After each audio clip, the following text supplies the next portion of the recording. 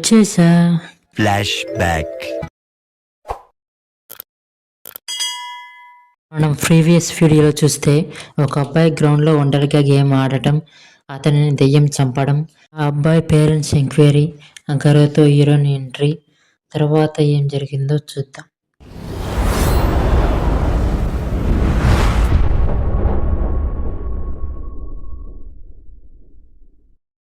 ఇప్పుడు మన హీరో యొక్క పెద్ద భవనాన్ని చూపిస్తారు.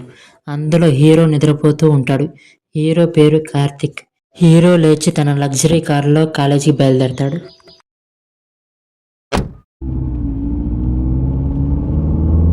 ఇప్పుడు ఒక అందమైన కాలేజ్.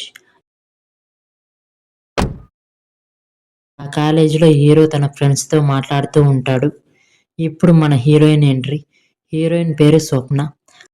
ఆ హీరోయిన్ చూసి మన హీరో అంటే కార్తిక్ మనసు పారేసుకుంటాడు.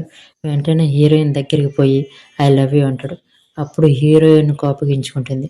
అంతలో వేరొక అమ్మాయి వచ్చి హీరోయిన్ని అంటే స్వప్నని తీసుకువెళ్ళిపోతుంది.